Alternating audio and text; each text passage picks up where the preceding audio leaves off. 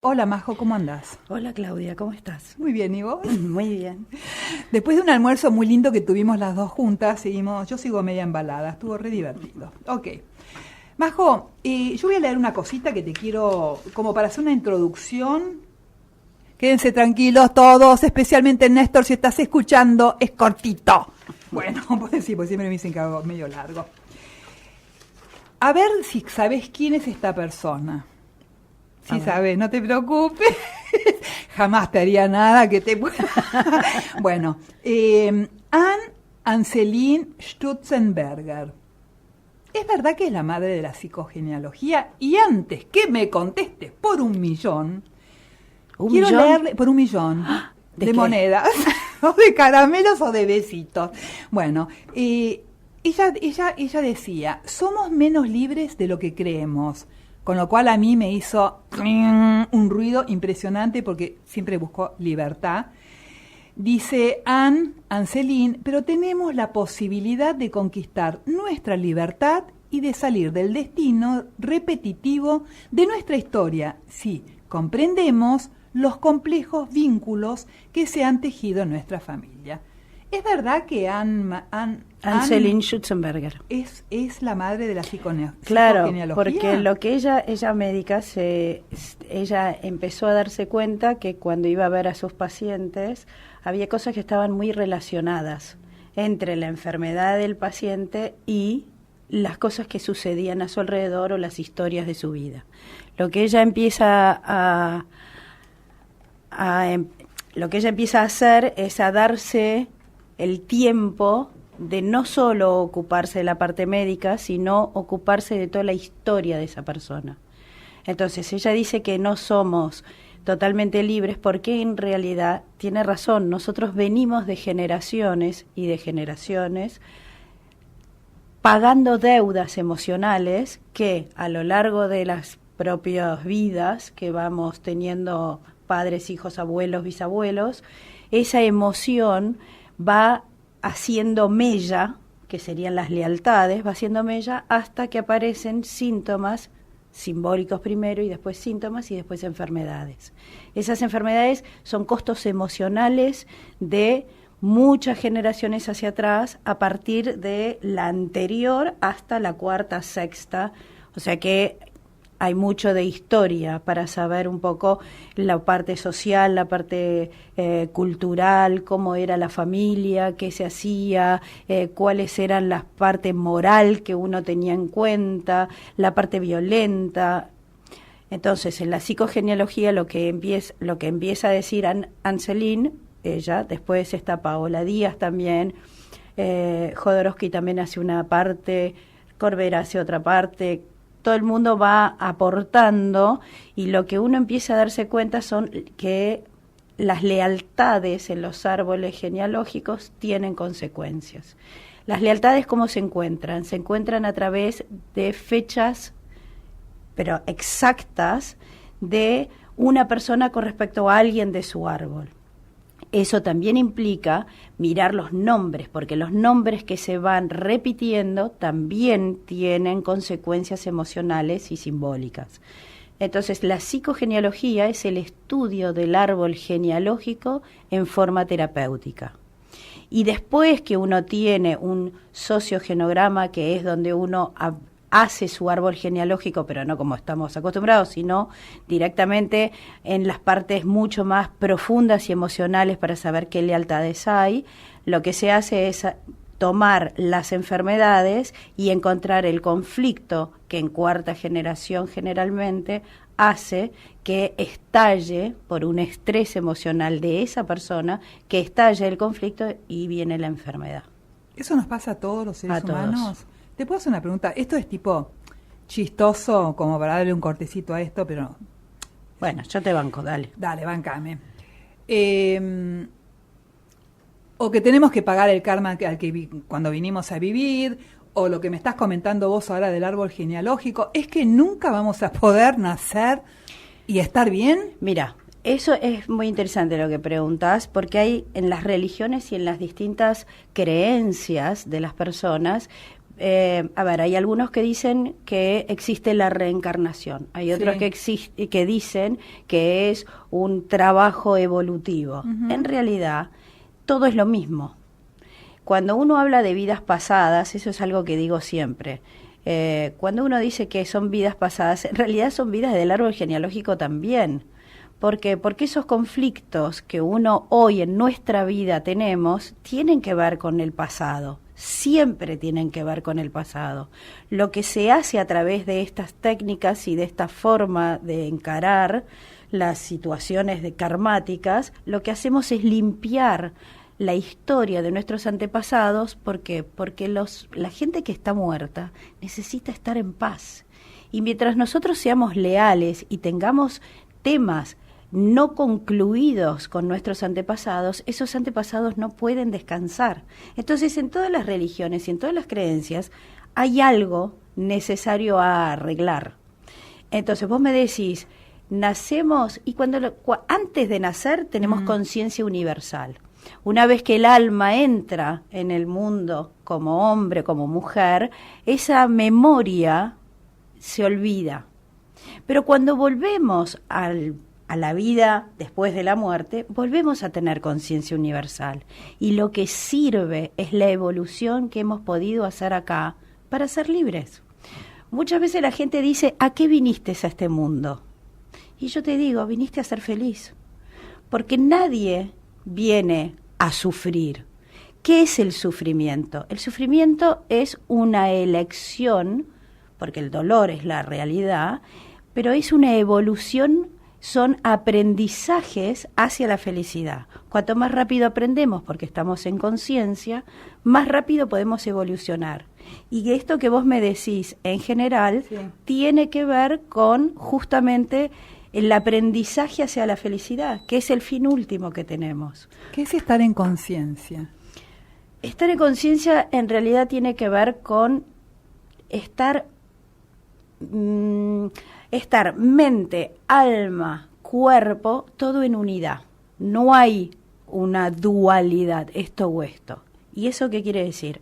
Que en realidad uno cuando está en la vida diaria, las cosas que le suceden convienen. ¿Para qué? Para la evolución. ¿Y cómo convienen? Y convienen porque en algún momento te muestran algo que tenés que arreglar. Que es un karma viejo, es de tus antepasados, sea una emoción y un conflicto repetido, y entonces estar en conciencia es estar totalmente en uno mismo, en eje, estar unido en uno solo y, por ejemplo, hacerle caso al cuerpo, porque el cuerpo habla, la mente habla, el alma habla, la energía habla, todo eso aprender a mirarlo para que te pueda ayudar y que el aprendizaje sea más corto y puedas evolucionar más rápido. ¿Y a partir de qué edad más o menos, no sé si un niño, una persona puede empezar a tratar de conectarse con eso para pasarla mejor durante el resto de su vida? Mira, en Oriente, por ejemplo, la gente está mucho más conectada que nosotros. ¿Por qué? Porque desde hace muchos miles de años la gente entendió cultural y socialmente que había que estar en conciencia. Tienen otros conflictos, no son los mismos que nosotros, pero nosotros siempre, y esto es una sociedad que va hacia afuera, nosotros somos el producto de muchas guerras, somos el producto de conseguir, de tener. Sí. Y el conseguir y el tener son formas de pagos de conflictos emocionales de nuestros antepasados. Por ejemplo, ¿por qué va a haber esto? Y esto es también con las profesiones. ¿Por qué va a haber un abogado? Y seguramente en la historia de la familia hubo alguien que fue juzgado injustamente. Y tiene que ver con la fecha de nacimiento, de algo, de nacimiento, de enfermedad, de muerte, con el que está consultando. Y entonces, sin darse cuenta, por eso dice Anne que no somos tan libres, sin darse cuenta, esa persona que es abogado viene a reparar la injusticia, pero él no lo sabe. Estar en conciencia es darse cuenta que viene a reparar algo de su historia que a él le sirve para poder ser más libre. O sea que eso confirmaría lo que yo puse ayer en el Facebook personal, de que todas las personas que aparecen en tu vida no aparecen al azar, es por algo. Nunca aparecen al azar. ¿Y qué pasa cuando, a ver, supongamos que yo soy un desastre, en todo sentido, no evoluciono, no me importa, no arreglo nada de mi árbol genealógico, soy súper conflictiva, etcétera, etcétera, que lo termina pagando mi hija? ¿Ellos van a tener que repararlo? O sea, vamos a ponernos las pilas entonces. Así es. Mira, hoy hablábamos justamente con Maggie, que nos está escuchando. Hola, hablábamos de eso. Me dice, alguien que no conoce esto, ¿qué pasa? ¿Va a vivir siempre teniendo conflictos sin arreglar? Y yo lo que le digo es, en realidad primero que esto es nuevo y cada vez se sabe más gracias a todo lo que es Internet y redes sociales. Pero además, lo que sucede es que cuando uno empieza a entender y a escuchar su cuerpo, es una de las cosas más importantes, escuchar su cuerpo, nos van avisando cuáles son las cosas que venimos a arreglar.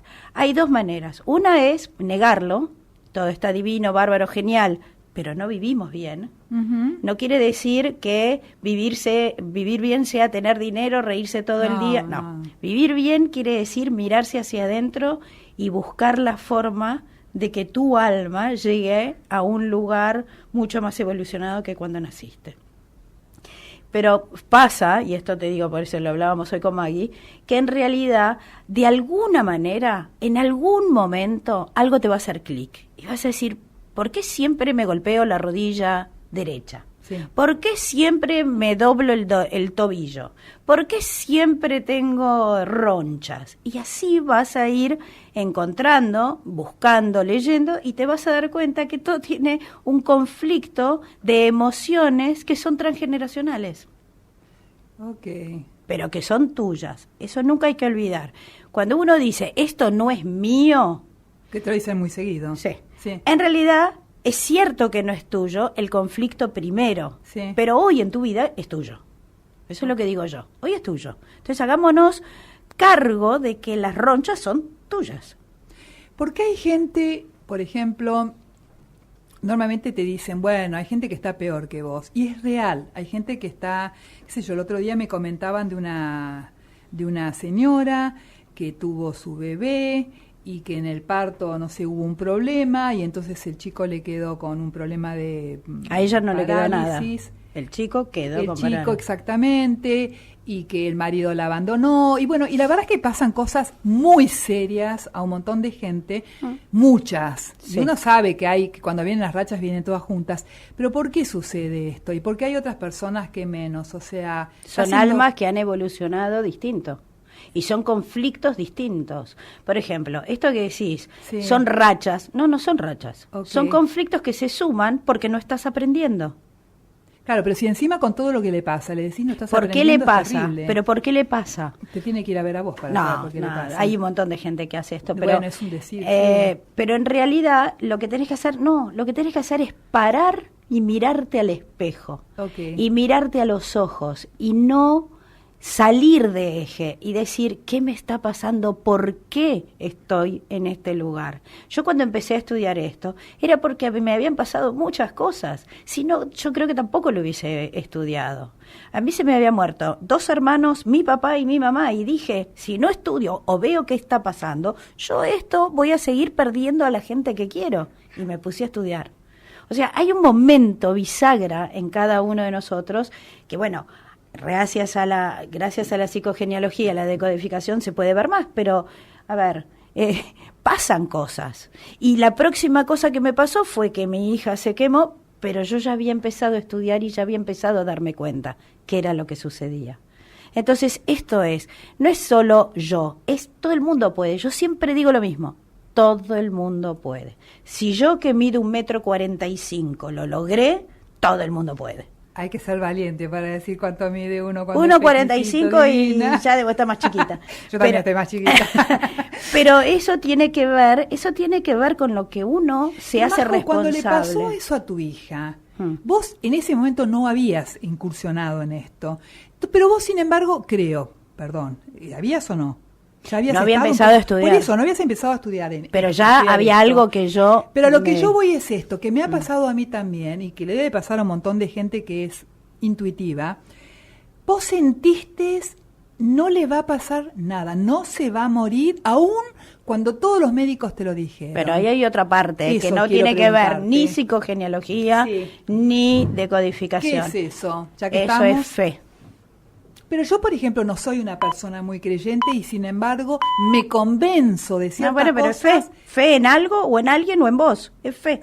Es una creencia. Tu mente es tan fuerte Eso. que lo va a lograr. El poder de la Claro. mente. La mente puede enfermar y puede curar. ¿O La estoy mente equivocada? es la que enferma. Ok. Porque la mente es exactamente el compilado de las emociones de lo transgeneracional. ¿Qué quiere decir?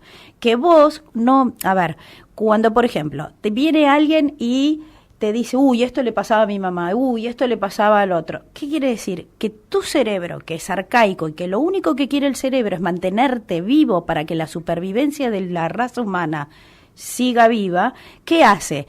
Ante una emoción que tuvo un ancestro tuyo, el cerebro lo que hizo fue hacer algo. Ese hacer algo fue arreglar esa emoción. A medida que pasan las generaciones, esa emoción vuelve a darse. Y en esas personas de ese árbol genealógico, el cerebro las va arreglando de la misma manera. Las va arreglando de la misma manera. Hasta que en un momento dado el estrés de tanta emoción, porque se va sumando, y te da esa enfermedad. Porque hay gente que tiene una rama, cuando yo le pregunto, bueno, ¿y qué? Por ejemplo, un cáncer de hígado, ¿no? Uy, mi papá también se murió de cáncer de hígado. ¿Y quién? Y mi papá también y mi abuelo también se murió. ¿Por qué? Porque la emoción que el cerebro manda a arreglar, porque hacer un cáncer es lo mismo que un resfrío, es lo mismo que una neumonía, Sí. que tiene que ver con esto que vos decís de las creencias. Entonces, una cosa transgeneracional es que la emoción se repite a lo largo de las generaciones y cada vez más fuerte. Y un cáncer es hacer masa. ¿Por qué el cerebro manda a hacer masa? Para que haya más cantidad de células que pueden arreglar, por ejemplo, en un cáncer de hígado, la carencia o la ira. Entonces te pone más masa para que tengas más fuerza para hacerlo. Lo que pasa es que te lo manda con células locas que son células que son malas en vez de buenas. Entonces, si vos tomás conciencia de que en realidad lo que tenés que arreglar es algo que tiene que ver con la ira y tiene que ver con la carencia, vas a ir a buscar carencias a lo largo de todo tu árbol y sobre todo los que tienen la misma fecha y el mismo nombre. En la ira, seguramente vamos a encontrar muchísimos, pero seguro. hay que ir a buscarlos y hay que ir a buscar qué pasó en tu árbol, quién tuvo tanta ira.